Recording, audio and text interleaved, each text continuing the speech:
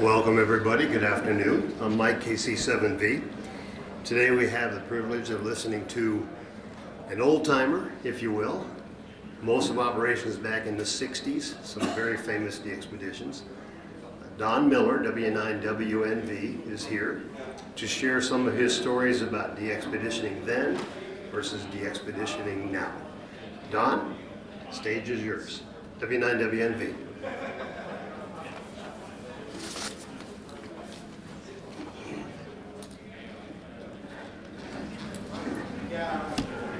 Good afternoon.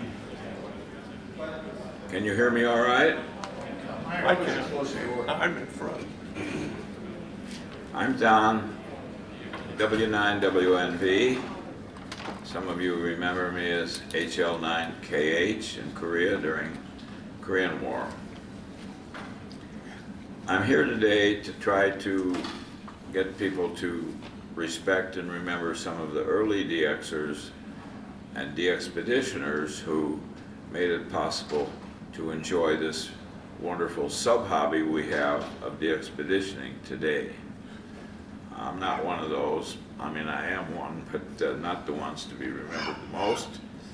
For 3.5 years, I was blessed to be able to sail 5 of the oceans and 5 of the continents. 37 different call signs, many of which were just stop stations of already established stations. But during that time, I managed to activate 12 to 15 of the top 3, if we kept track at the time, entities. 3 of those came when I was stationed in Korea. I wrote to the captain at the base and he said, yeah, we'll ship all your ham gear over here, but you have to reactivate the Mars station for us. And I was able to do that. And that was the best part of my service, seeing the troops being able to talk to their loved ones at home for 10 or 15 minutes. We set up a schedule, and that was wonderful to partake in. 3 of the new countries came while I was in the Air Force, or right after I got out, with the help of the Air Force and the Navy. One of them was called Parisi Vila, which is now Okino Torishima. There were no resorts then in those islands. There were people there. There was nothing there.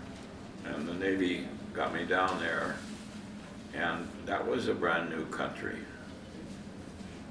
Then there was an announcement that the Guam had separated from the Marianas, and the rest of the Marianas were forming a trust territory, which would be a new country.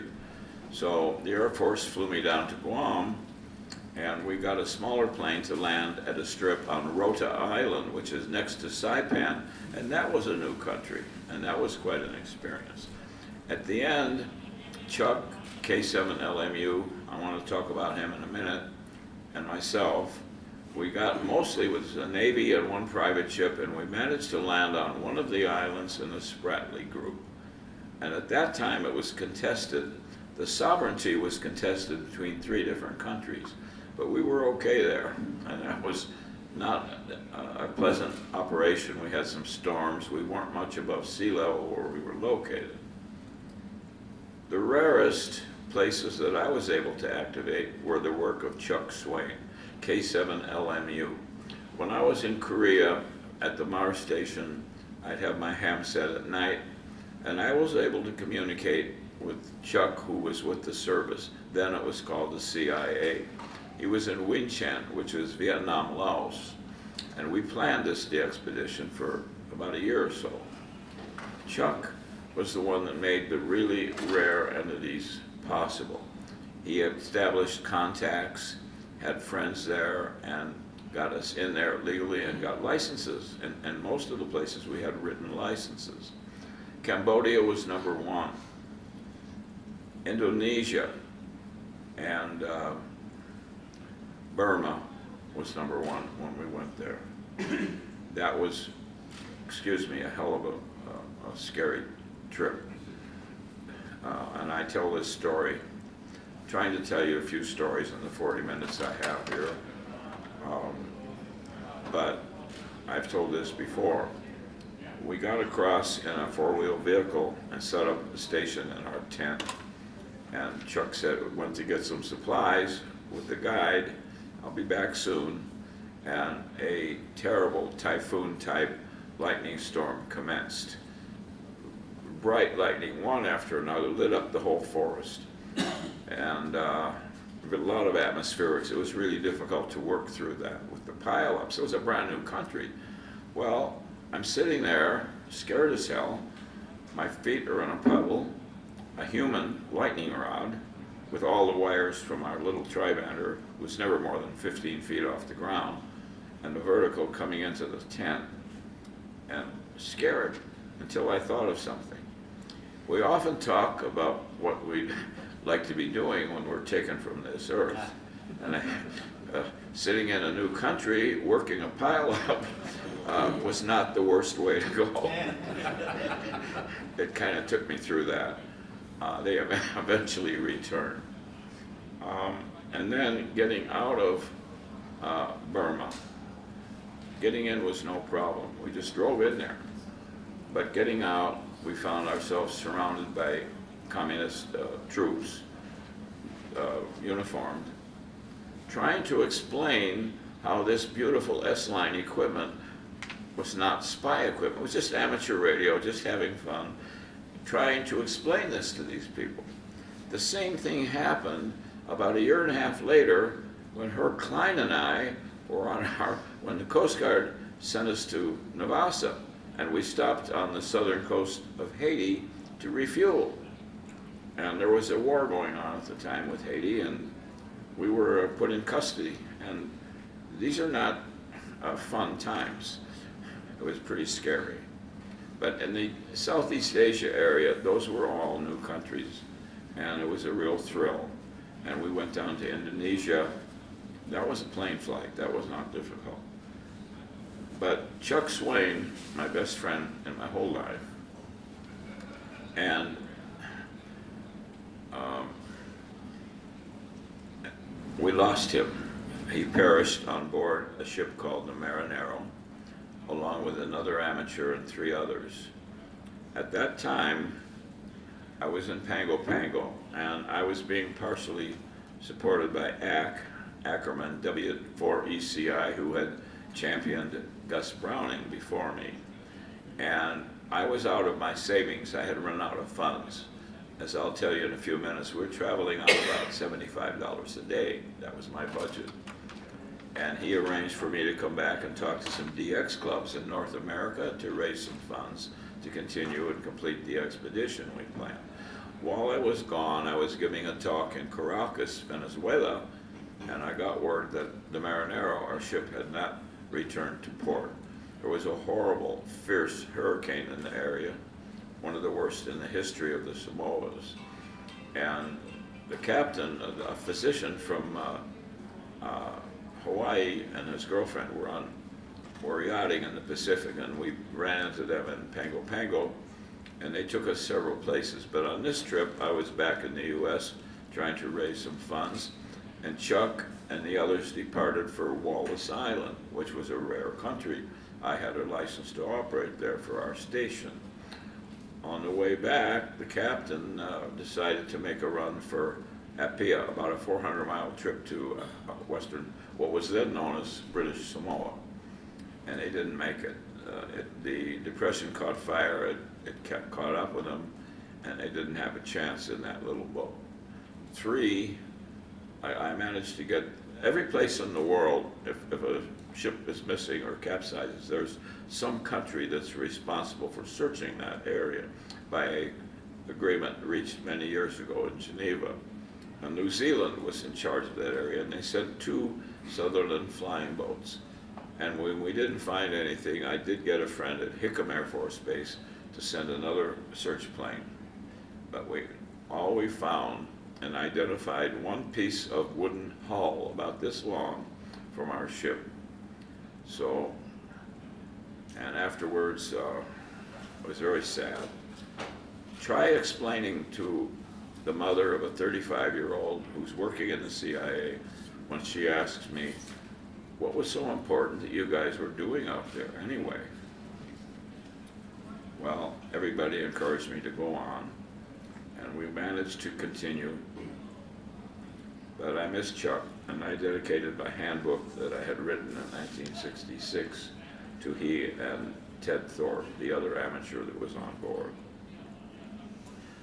During the time that I was operating myself, I had at one time worked from a vertical in 50 watts and later became able to have a tri-band beam and work DX.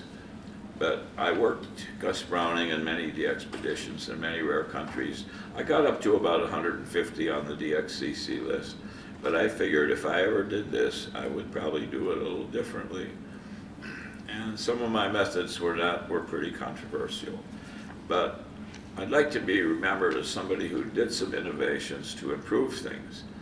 I did split frequency operating, and that was started already, but it wasn't followed a lot of the time. Many DXers and DXpeditioners would call and receive on the same frequency.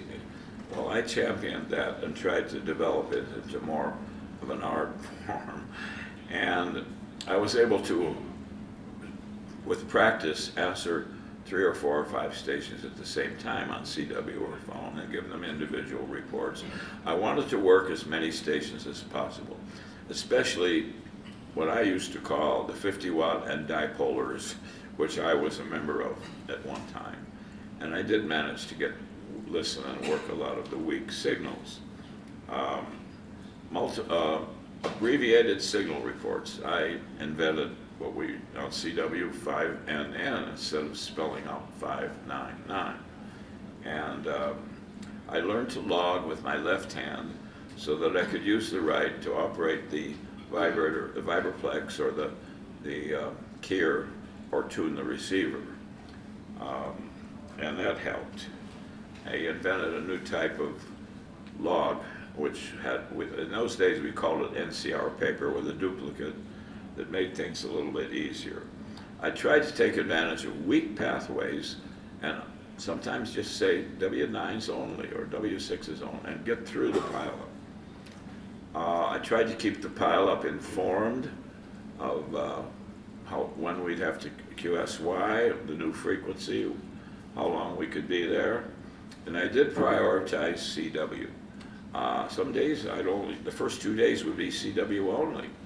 Well, it wasn't pretty trying to listen to phone-only DXers operating a hand key. It wasn't an art form. I learned how to move and work the pileups effectively to reach more stations.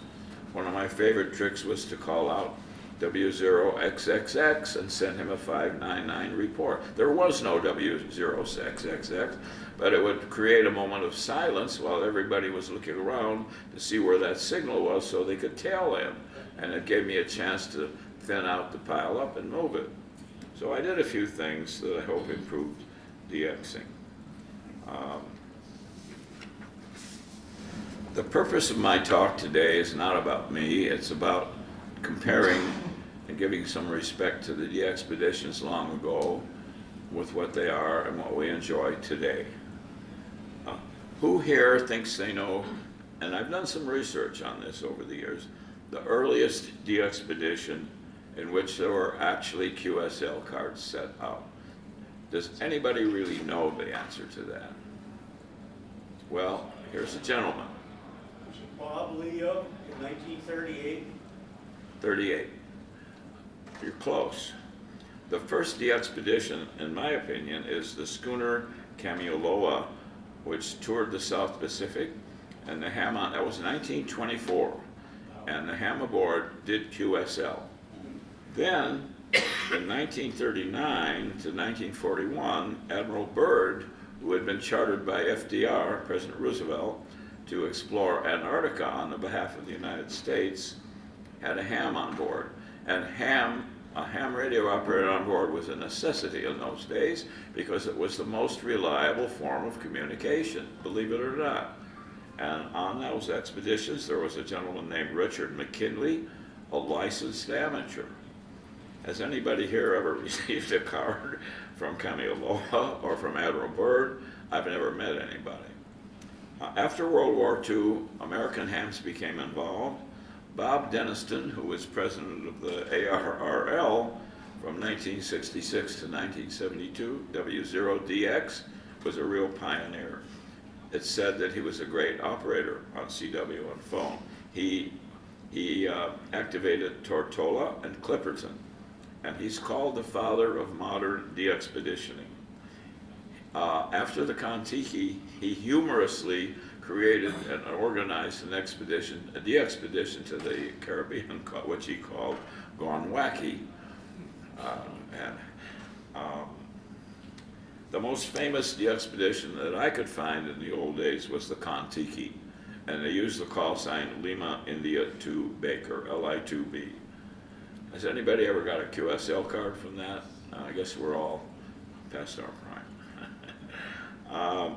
The first commercial DXpedition was when Helicrafters, Bill Halligan, organized a African DXpedition. Now, I did some research on this as far as who made the most QSOs, and I found that the expedition to the Kirimatati, which is, Kirimatati is the old name for Christmas Island. There was an organization called the 5-Star DX Association. Has anybody here ever heard of the 5-Star DX Association or known anybody in it? No. Well, they made 213,000 plus QSOs. Now maybe that's been beaten today. I don't know. But so much for the history of DXing. Can I have number one? Can you show number one? These are some of the QSL cards. You may I'm sure some of you have QSL cards from me from some of these locations that look like this. Anybody? Yeah, there's quite a few. Okay. I had somebody design this when I started out from a bamboo type printing, and it became pretty popular and famous after time. Can I have number two? Yep. I want to discuss the differences, which are pretty obvious to all of us. The purposes of DXing in my time were to find a new country if you could get there, the adventure, the excitement, the fun. It's still my favorite way if I could ever do it again. Today, it's more competition, bigger and better. The bigger, the better. There's a DXpedition of the Year award that is striven for. There's contests, of course, that's a legitimate reason to go somewhere rare. But my favorites, the most legitimate, I think, are vacations. Why not take a vacation to an island where some commercial gentleman has set up some huge beams and you can operate in a contest and be at the other end of the pileup and get that experience. But the best one today, the best feature of DXpeditioning the way it's done today, I think, is camaraderie. You go with your friends from your clubs, from other countries, and it really bonds DXers together. What about risk? Well, it was very high risk in my time. We narrowly avoided a second hurricane. I was in the Caribbean with Herb Klein going to Navassa, and we had no means of navigating. But we had a Zenith radio with a loop on it for direction finding, and I found the capital of Puerto Rico radio station, but I didn't know what side of Puerto Rico we were on. So I got on the 2-meter rig, the emergency rig, and called out SOS, and nobody paid attention to me. The boat owners were all preparing for the hurricane, and I couldn't break through, and I couldn't get anybody. And all of a sudden, this S9 plus signal comes on, naming our ship. Is that you? I said, yeah, that's me.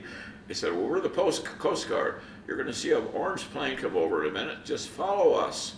And we followed them right into Ponce, Puerto Rico. When we got there, the sea was like glass. The hurricane turned, as many do, turned north and went up the east coast of the U.S. It didn't bother us. and the Coast Guard sent us happily on our way to Nebraska. So we were not, this expedition was not carefully planned. We mapped it out where we wanted to go.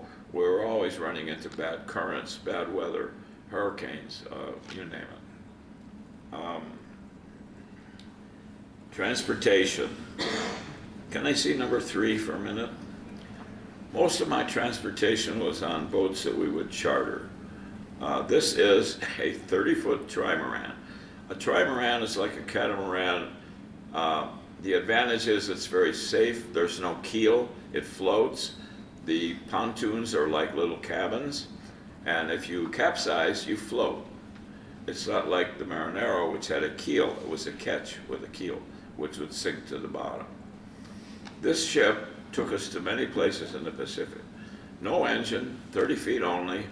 I did about 1/3 of the captainship with the other 2 guys, and we had quite a few islands with it. Some days we'd only make 50 miles, some days we'd make 200, 250. Later in the trip, when I was way around in the Indian Ocean, they went around and caught up with me at Port Louis, Mauritius, and again I sailed with them. It was the one ship I spent most of my time on. And the next slide shows, these are terrible illustrations.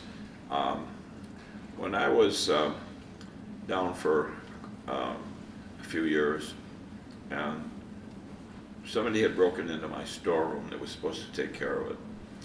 And in there, and actually it wasn't broken into, it was auctioned off because they didn't pay the rent. That's what happened.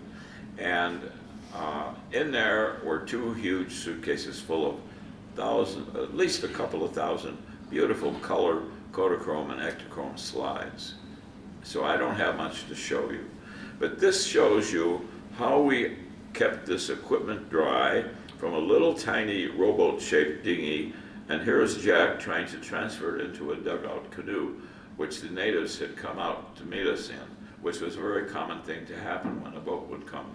And we anchored, and we never once in 3.5 years did we capsize or get any of this stuff wet. It was just amazing. You could see the colonists' suitcases piled on there. That was transportation. Today it's by plane, helicopter, landing craft, military. It's like a military invasion sometimes. And that's okay, that's just the way they do it today. The cost to me was average $75 a day.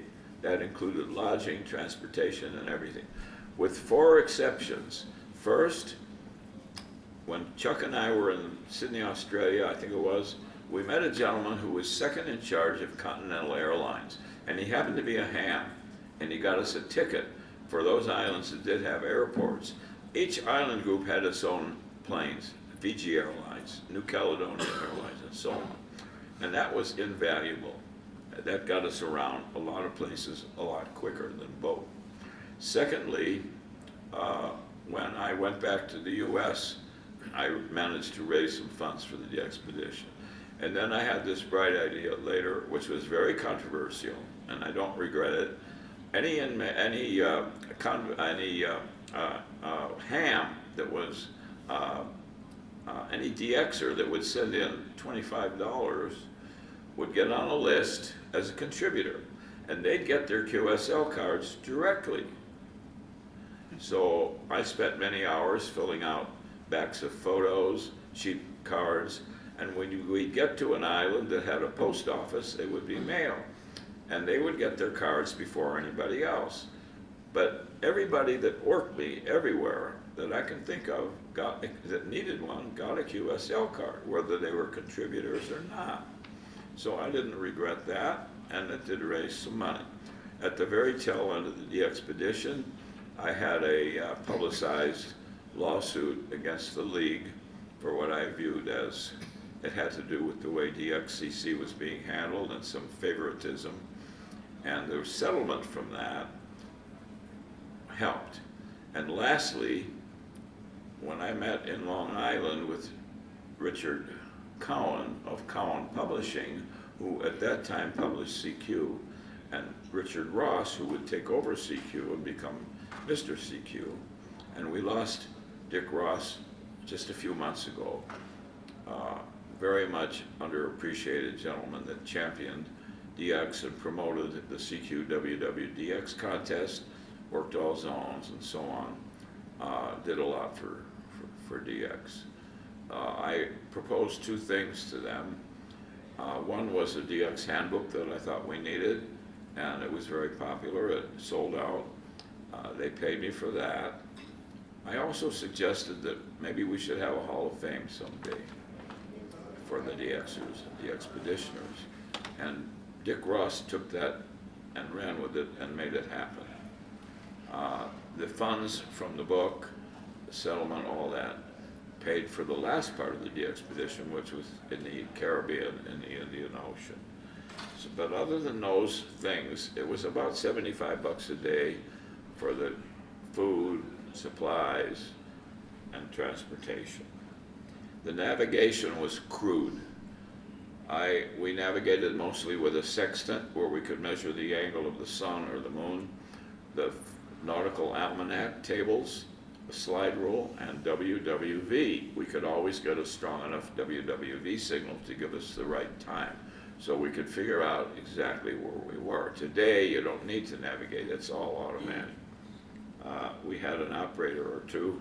Today, I've seen DXpeditions with 20 or more operators, all operating at the same time. I operated 10 through 80 on two different occasions, 160, and gave preference to CW. Today, it's every band from 2 and 6 meters up through you name it. The equipment I had, can we show number 5? This is a very crude, how about number 6? It's a better, this is from the cover of a CQ magazine. It's not Geyser Reef. I think this is and DeRoche Island, I'm not sure. But here was our equipment. I had two handheld 1,350 watt Sears generators that I bought at the beginning of the DXpedition. They lasted almost 3.5 years. They held about 1.5 gallons of petrol, which is gasoline, and would run the basic station for about 5 hours before I had to. I rigged up a little, we usually had a 44-gallon tank, gallon tin of petrol, and I rigged up a little self-refueling device that worked. But later, when I got the 30L1 amplifier from Collins, it would last only about 4 hours on what we called high power. The beam, which was donated by High Gain, it was a tri-bander with about a 12 to 14 foot boom. I cut down into sections with plenty of clamps and connectors, and I could put that thing together in about 10 minutes, along with a all-band vertical, and those antennas were in about a 7-foot cloth bag. This is disassembled. I had about 4 boxes or cases or suitcases full of every imaginable length dipole, wire, connector, everything you can think of, splitter, the most common values of resistors and condensers, and a particular packet that Collins sent me to troubleshoot their equipment. That was it. The main weight on board was the water we had to carry and the 44-gallon fuel tin. Today, there's no concern about how much equipment. It's tons and tons of equipment on these new expeditions. Logging. Today, you don't even have to log. It's mostly automatic. Mine was done with pencil and paper. And today, there's less and less CW, unfortunately. It is the most reliable communication, no matter what the conditions are. Publicity, well, I used a vibrator to start out with, a Vibraplex, and then it transformed in. Bob Waters from the Waters Company sent me a couple of his Kiers, which were really good at the end. Today, you hardly even have to send CQ or QRZ. They do it, it does it for you. Publicity is different. I would try to let everybody know where I was going. My QSL manager the same. Today you can go on the web and it tells you right what frequency to go to and who you can work. It's a lot different than it used to be. Next slide, please. This is the trip to, I don't think I've told anybody about this, but this is at St. Brandon, Cargados Gargahouse Shoals, which was just like a new country. And this reef is barely above water, about 350 miles north of Mauritius. The equipment I had at one meeting, I met a fellow named Leo Meyerson, who used to have a ham radio store in the Midwest, highly advertised, and asked me if I could promote his Globe equipment. And that's Globe equipment was very good. It allowed me to get on 160 meters. You had to be, I have sandals on here, but you have to be very careful not to step on the coral or birds' eggs. The birds weren't afraid of you here. Nobody ever hunted them or shot at them. And this is a trip that I got to tell you about. We took off from Mauritius, and a gentleman from W6 Land came and joined us. And we ran into a horrible storm. We could hardly get away from the island of Mauritius. And he wanted to be put ashore. I don't blame him, it was terrible. So we put him ashore, we tried to continue, and we did get away on our way to what was supposed to be Rodriguez Island, which was another goal, and another one I managed to activate. But right halfway there, or about a third of the way there, the wire stay on the mast broke and tore right through the middle of the mainsail.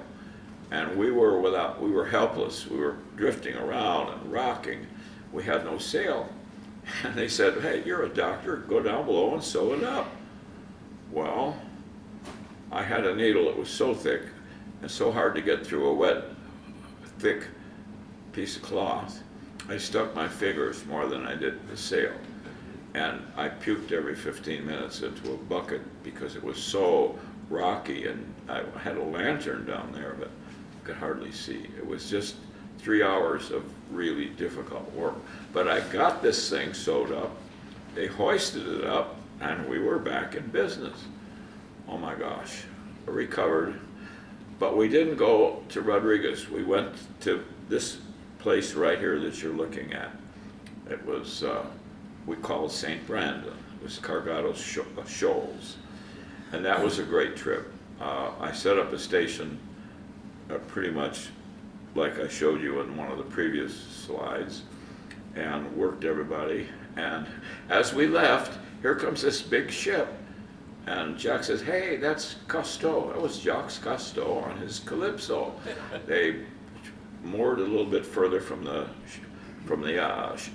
island than we were, and they kind of got a kick out of our little trimaran. And as we left, the chef on board that sent us this big lamb roast. It was delicious. We never ate anything like. We caught our own fish and had some dehydrated food. But going back to Port Louis, Mauritius was a breeze. A day. We surfed back. We had a tailwind. We set the sail out perpendicular, and we literally surfed all the way back to Port Louis. That was a quick trip. And later went to Rodriguez. I've told you a few of these stories. We don't have time for the most enjoyable part of the talks I've given in the past, which is questions, answers, and discussions. But there's a lot of good programs to follow, and I really don't want to go over my time. We've got about 5 minutes. I'd like to be remembered as someone who left DX a little bit better shape in DXpeditioning than when I came on the scene. For those of you who want to talk more about this, I'm in room 207 at the Marriott. Just knock on the door, ring the bell. I'd be glad to meet you at your club meetings or anytime. I enjoy doing this. I'd like to thank the DX clubs that put this wonderful event on. I hope it continues. It's just great, especially Ned and Mike here, who have helped me dig up some illustrations to make this a little more interesting. But this might be my last chance to be here. I just was blessed to celebrate my 90th birthday and have some health issues. So this may be my last chance to say goodbye to everybody. I just want to thank you all for coming. I don't think we have time for questions and answers. We have a few minutes for questions. You We want do, to mention your okay. name, too? Does anybody have anything you'd like to talk about? Yeah, anything. Okay, Don, I had a question. This has to do with the. Can somebody tell me what he's saying? Sure. The history back in the Use the mic, Vietnam War use- and your activities in Southeast Asia. Chet Lunsford, W4EVG, wrote a very long article about how XV5AC was given authorization to go on the air. I'm just wondering if anyone else has written or any type of work like that from that time. What's his question? You're going to have to use a microphone. Don can't hear too well. You can come up here and use the microphone. Or come up and talk to him directly. My hearing is too good anymore. This was back during your time when the Vietnam War was going on, 1960s, in the Southeast Asia. Chet Lunsford, W4, I think it's EVG, now Silent Key. He wrote a very long story about how XV5AC received authorization and all of the activities at that time. I'm just wondering, do you know of any other works, published works that have been written about stuff there? Because there's a lot of stuff that really hasn't been told. I think the question is whether I know anything about publications or publicity about what went on at the time at the time. I really don't. I can't contribute too much to that. I don't. Not knowledgeably. Anybody have a question or something they'd like to talk about?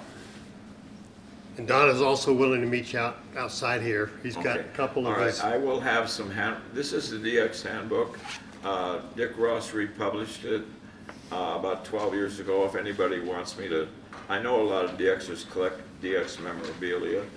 I'll be outside. If anybody wants me to sign one for them, I'd be glad to do it. I want to say goodbye to you all. Thank you for coming. This has been a real pleasure. Thank you.